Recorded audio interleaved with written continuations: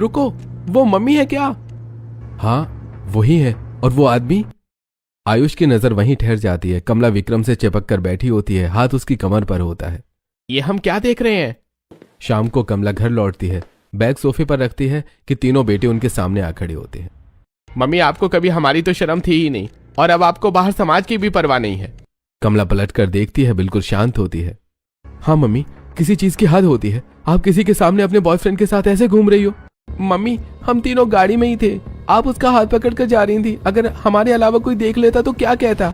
मुझे तुम तीनों में से किसी से कुछ लेना देना नहीं है, और मुझ पर ज्यादा रोक टोक मत लगाया करो।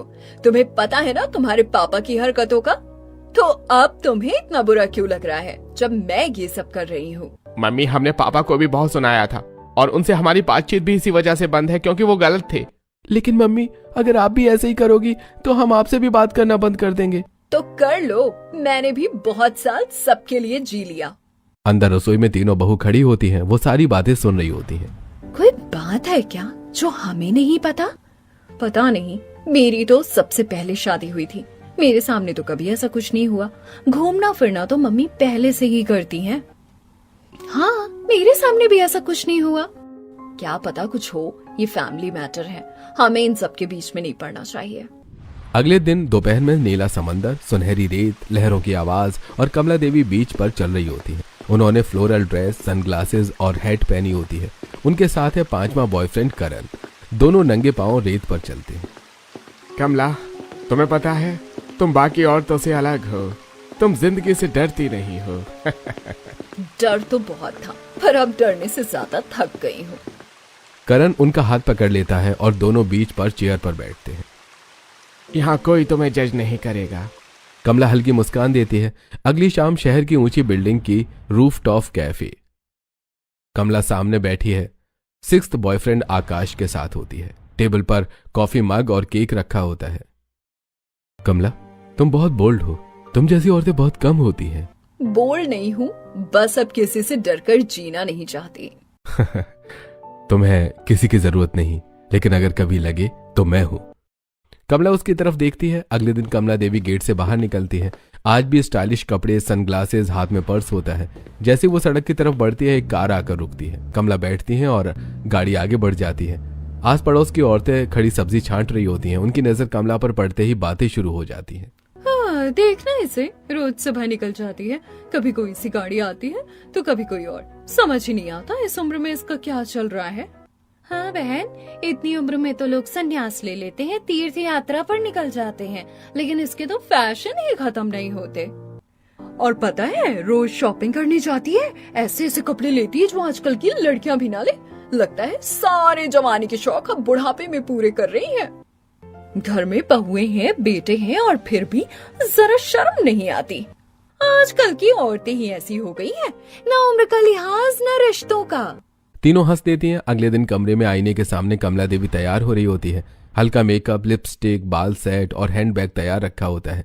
तभी तीनों बहू कमरे में आती हैं। मम्मी जी, हम भी चलें क्या आपके साथ शॉपिंग पर?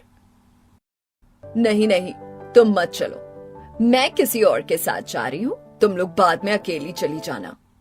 मम्मी, कोई बात नहीं, आपकी फ्रेंड्स होंगी। नहीं, तुम्हें जाने की कोई जरूरत नहीं है, मैं अपना काम खुद कर सकती हूँ, और तुम्हें जो शॉपिंग करनी है अपने अपने पतियों के साथ जाकर ले आना। इतना कहकर कमला बैग उठाती है और बिना पीछे देखे कमरे से बाहर निकल जाती है। पता नहीं, मम्मी जी हमारे साथ कहीं घूमने ही नहीं जाती, ना हमारे साथ बैठकर बात करती हैं, ना कुछ शेयर करती हैं। मम्मी जी पहले ऐसी नहीं थी, अब उनका व्यवहार हमारे प्रति ऐसा उखड़ा उखड़ा ही रहता है। तीनों के चेहरों पर चिंता होती है। रात को अलग अलग कमरों में तीनों बहुएं अपने अपने पतियों के साथ बैठी होती हैं। रेखा बेड के किनारे बैठी होती है। देवेश, एक बात पूछूं, शादी को इतने साल हो गए पर मम्मी जी का व्यवहार हमारे साथ ऐसा क्यों रहता है? वो हमसे अलग अलग से क्यों रहती हैं? रेखा, कुछ बातें होती हैं जो समझना आसान नहीं होता। नेहा अलमारी के सामने खड़ी होती है।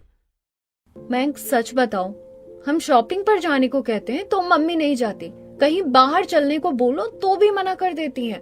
हमारे साथ कभी क्यों नहीं चलती? नेहा, मम्मी अब पहले जैसी नहीं रही, वो अपनी ही दुनिया में रहने लगी हैं। पर हम भी तो उनका परिवार है। मयंक चुप हो जाता है। शिल्पा बेड पर बैठी होती है। आयुष, एक बात है जो मुझे बहुत परेशान कर रही है। आयुष उसकी तरफ देखता है। उस दिन हमने आपको मम्मी जी से बात करते हुए सुना था। आप कह रहे थे ये बातें सबको पता नहीं चलनी चाहिए। आखिर वो क्या बातें थीं? आयुष का चेहरा सख्त हो जाता है। तीनों पति अपने अपने कमरों में एक ही बात सोच रहे होते हैं। इनका भी जानने का हक है, ये भी तो परिवार का हिस्सा है। अब सच छुपाने से बात और बिगड़ेगी। सालों पहले शादी को 4-5 साल हो चुके होते हैं। शुरुआत में सब ठीक होता है, हंसी बातें, साथ बैठकर खाना। लेकिन अब कुछ बदलने लगता है। प्रीतम कमरे में बैठे होते हैं, मोबाइल स्क्रीन पर लगातार मैसेज आ रहे होते हैं। वो बार बार फोन देखकर मुस्कुरा रहे हैं। कमला चाय लेकर कमरे में आती है। चाय रख दूं? हाँ, रख दो। कमला चाय रखती है, लेकिन प्रीतम का ध्यान पूरी तरह फोन में होता है। फोन बंद होता है, फिर तुरंत दूसरा कॉल आ जाता है। प्रीतम उठकर बालकनी में चला जाता है। कमला वहीं खड़ी रह जाती है। कुछ दिन बाद, मुझे कल बिजनेस ट्रिप पर जाना है, 2-3 दिन लगेंगे। इतनी जल्दी? पिछले हफ्ते ही तो गए थे।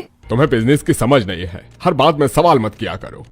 कमला चुप हो जाती है। रात को कमला बिस्तर पर बैठी होती है। प्रीतम फोन पर चैट कर रहे होते हैं, धीमी आवाज में हंसते हैं। कमला उन्हें देखती रहती है। पता नहीं आजकल कहाँ लगे रहते हैं, घर में होते हुए भी घर में नहीं रहते। एक दिन कमला हिम्मत जुटाकर पूछ ही लेती है, आप दिन रात किससे चैट करते रहते हो? हर बात पर हंसते रहते हो, किससे बात करते हो? मेरी लाइफ में ज्यादा दखल अंदाजी मत किया करो।